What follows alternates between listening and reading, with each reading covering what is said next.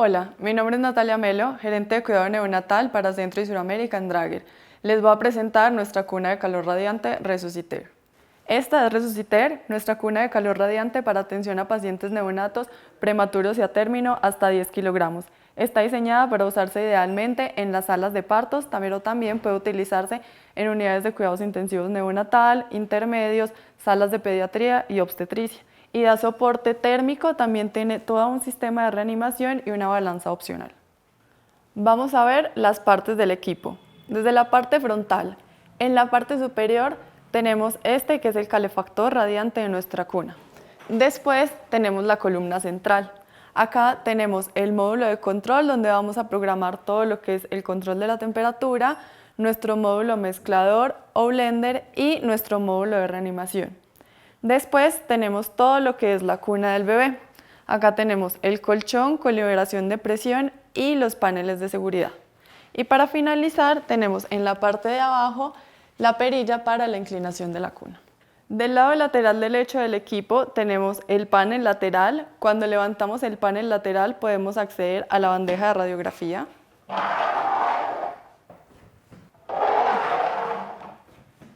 Después, más abajo, tenemos la bandeja de instrumentos que la podemos deslizar cuando estemos, por ejemplo, en atención inmediata en sala de partos. Después tenemos el cajón que es deslizable y es accesible desde ambos lados de la cuna. Del lado izquierdo del equipo tenemos el panel lateral izquierdo. También podemos tener por este lado acceso a la bandeja de radiografía.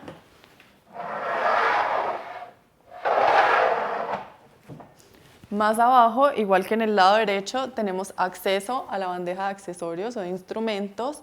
Después tenemos el cajón, que es deslizable y accesible por ambos lados de la cuna.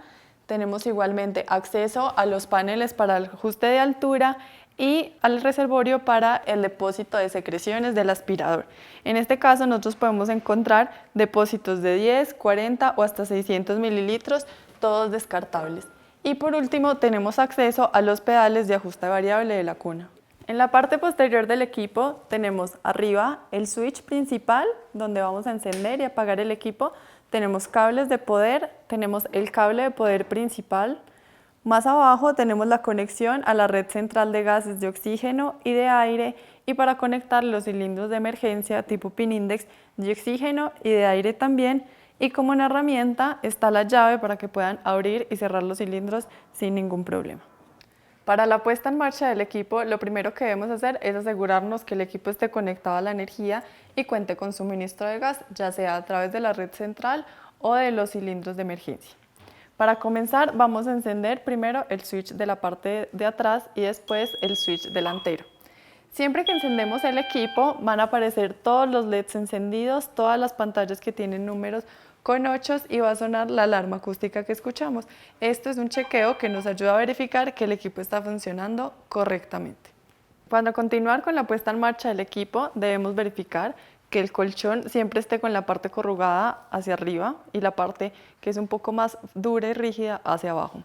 Después verificamos el funcionamiento de los paneles laterales. Los paneles deben ser fáciles para bajar y para volverlos a poner en su posición original.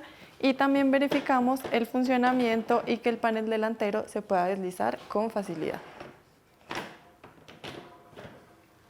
A continuación ya vamos a hacer la inclinación de la cuna. Tenemos acá para hacer la inclinación. Vamos a empezar a girar y vamos a poner la cuna en la posición inclinada que queramos trabajar. Cuando nosotros queramos volver a ponerla en posición horizontal, tenemos acá en la parte derecha del equipo un nivel de burbuja. Con el nivel de burbuja es que vamos a verificar cuando la burbuja está en el centro que el equipo está completamente en posición horizontal. Ahí ya tenemos otra vez el equipo en posición horizontal. El panel de control. Para iniciar vamos a encender el panel de este botón blanco en la parte inferior. Siempre para iniciar debemos verificar que todos los LEDs de la pantalla del panel de control se enciendan y esto significa que el equipo está funcionando correctamente. En la parte superior tenemos todo lo que es el cronómetro de APGAR y los indicadores de alarmas de la cuna. Después tenemos para cambiar los modos de temperatura, de precalentamiento a modo manual, modo bebé. Tenemos la pantalla de temperatura del bebé, la pantalla de ajuste de temperatura cuando estemos en modo bebé y de potencia del calefactor. Y por último, la tecla de bloqueo y de iluminación. Entonces ahora vamos a ver cómo usamos cada uno de estos modos. Para comenzar, cuando yo quiero utilizar el cronómetro de APGAR, voy a encenderlo con esta tecla acá que dice en marcha parada. Él va a empezar a contabilizar hasta los 60 minutos, pero me va a emitir una alarma al minuto 1, al minuto 5 y al minuto 10 para recordarme que debo hacer la evaluación de APGAR. Si yo quiero hacer una pausa o puedo oprimir otra vez en marcha parada, él va a hacer una pausa en la imagen, pero internamente va a seguir contabilizando. Entonces, al momento en que yo vuelvo a dar en marcha, él siguió con el conteo interno que tenía en ese momento. Después tenemos la pantalla de alarmas. Acá cada vez que se genera una alarma se va a iluminar y voy a escuchar también la alarma acústica y tengo la tecla amarilla para silenciar las alarmas. Después, cuando quiero empezar a trabajar con el bebé, puedo pasar de modo precalentamiento, que es el primero que se activa siempre. El modo precalentamiento va a funcionar 3 minutos al 100%, 12 minutos al 60% y en un total de 15 minutos va a seguir al 30%. En el modo precalentamiento yo no debo tener un bebé en la cuna, por lo que no me va a sonar ninguna alarma de temperatura de paciente. Para cambiar de modo, vamos con la tecla que tenemos acá, vamos a bajar a modo manual. En el modo manual es el usuario el que va a decidir cuál es la potencia de calefactor que quiere que se use en ese momento. Entonces, con las teclas de ajuste, ¿cierto? Si quiero 50% voy a ir hasta la quinta barra, si quiero 60% a la barra número 6. Y opcionalmente puedo utilizar el sensor de temperatura para monitorizar cuál es la temperatura de mi paciente en ese momento. Después, cuando el bebé ya esté un poco más estable, puedo pasar a modo bebé. En el modo bebé es mandatorio que yo tenga la sonda de temperatura conectada como la tenemos en este momento y lo que yo voy a hacer es ajustar cuál es la temperatura de piel a la que yo quiero que tenga mi bebé, que lo puedo hacer desde 34 hasta 38 grados con las teclas que tengo acá, lo vamos a dejar en 36.5. En este momento se nos generó una alarma que es temperatura del bebé. Esta alarma se genera cuando entre mi ajuste y lo que mide el sensor hay una diferencia mayor a 1 grado. Vamos a silenciar la alarma y la alarma va a seguir sonando hasta que obviamente la diferencia entre estas dos temperaturas sea menor a 1 grado centígrado. Ya para finalizar tenemos el teclado del equipo, el bloqueo del teclado. En este caso bloqueo el cambio de modo y también puedo bloquear el cambio de ajuste y tengo la tecla para iluminación en el caso de que necesite un poco más de luz para trabajar. ¿Cómo conectar correctamente la sonda de temperatura del paciente? La sonda de temperatura, si la vemos en la parte superior, tiene una guía de conexión donde tiene una pequeña muesca o hundimiento para que nosotros sepamos cuál es la manera correcta de conectarlo. Esa guía siempre va a ir aquí en la parte superior del conector de la sonda y de esa forma lo vamos a conectar. Vemos que es fácil su conexión y en ese momento ejercemos un poco de presión para ajustar la sonda de temperatura. Si no se ajusta fácilmente, no debemos ejercer presión para ajustar la sonda. Para ajustar la sonda de temperatura a la piel del bebé, debo poner primero sobre la sonda una cubierta de hidrogel y de ahí la parte metálica va directamente sobre la piel del paciente. Recordemos que lo ideal es poner siempre la sonda en el área abdominal cerca al hígado del bebé. El módulo de reanimación. En el módulo de reanimación contamos con el mezclador, el módulo de aspiración con su perilla de encendido apagado, el módulo de autobreath con su perilla de encendido apagado, este módulo de reanimación que se puede usar con un circuito de pieza en T y por último el suministro de gas. Entonces, para que todo este módulo nos funcione, lo primero que debemos hacer es encender el suministro de gas. Esto va a permitir que los gases ingresen al sistema y podamos utilizarlos. Los dos manómetros que vemos en la parte de acá es para ver la presión del cilindro de aire y del cilindro de oxígeno, pero si estoy trabajando con gases centrales siempre me van a aparecer en 0. Para comenzar, programamos el mezclador en la FIO2 que queremos, en este caso lo puedo poner en 21, 30 o hasta 100%, lo vamos a dejar en 21% para el ejercicio que vamos a hacer. Después vamos a pasar al módulo de aspiración. En el caso de que se necesite usar la aspiración, vamos a utilizar la manguera de aspiración, la vamos a obstruir con nuestro dedo pulgar y vamos a encender el módulo. En el momento en que yo lo enciendo, yo voy a empezar a girar la perilla hasta la presión máxima de aspiración que yo quiero para mi paciente. En este caso, por más de que yo haga una aspiración muy prolongada, yo voy a ver que nunca me va a pasar del límite que le he programado. Cuando ya no lo deseo utilizar, simplemente apago la perilla del módulo de aspiración.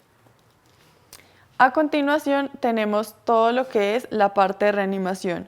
Para nuestro ejemplo vamos a usar este de acá, que es el circuito del Autobreath, pero recuerden que también pueden utilizar un circuito de pieza en T convencional.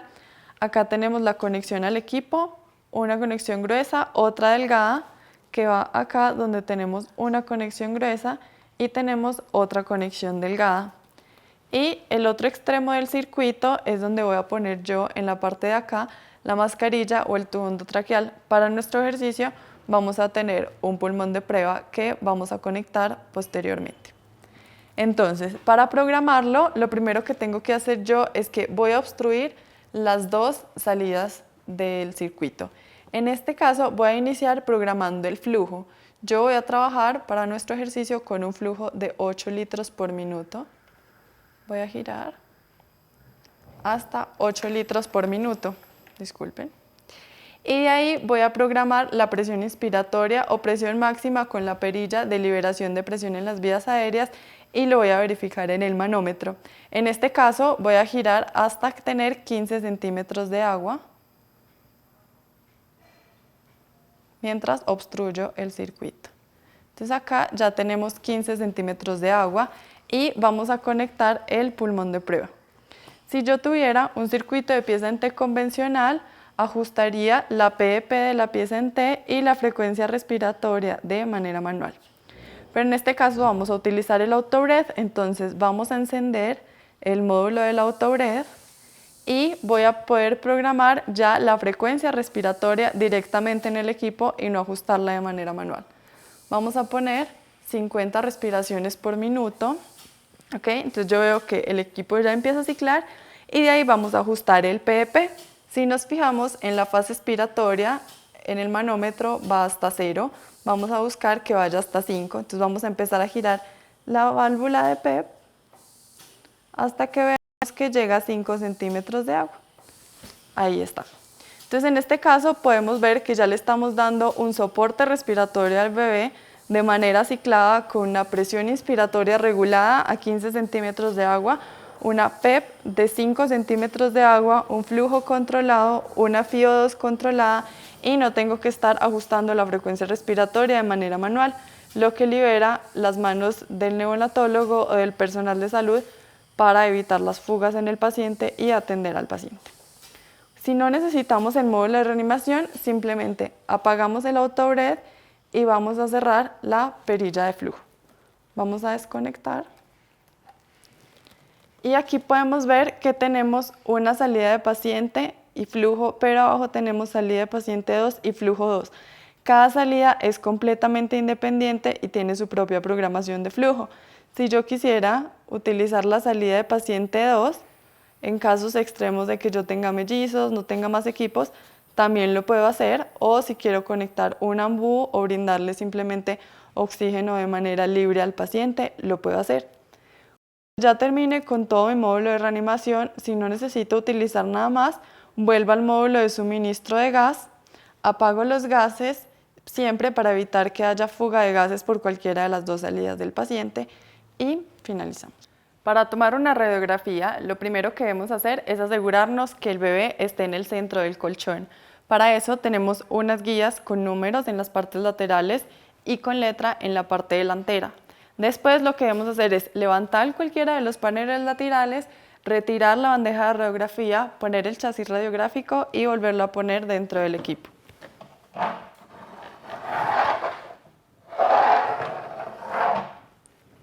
Y para permitir el acceso al equipo de rayos X móvil, el calefactor gira 90 grados a cada lado. Entonces puede ser hacia el lado derecho, como la tenemos ahorita, o hacia el lado izquierdo. Tomamos la radiografía, se retira el equipo de rayos X y después el calefactor vuelve a su posición original. Es importante recordar que durante el movimiento de 90 grados a cada lado, el equipo sigue funcionando con total normalidad. Algunas recomendaciones para el uso del equipo. Primero que todo debemos evitar usar cualquier tipo de sábana, tela, objeto en la parte superior del calefactor. Después, cuando utilicemos los gases, debemos evitar, si tenemos conectado al mismo tiempo suministro central y cilindros de emergencia, los cilindros de emergencia deben permanecer cerrados y solo abrirse cuando realmente se necesite. A continuación, si vamos a usar los paneles para poder abatirlos y poder levantarlos siempre tienen un movimiento hacia arriba. Entonces, lo subimos y ahí el panel va a poder bajar de manera fácil, igual de regreso. Nunca debemos forzar el movimiento del panel. Para el transporte del equipo siempre tenemos en la parte delantera esta manija que nos va a permitir movilizarlo.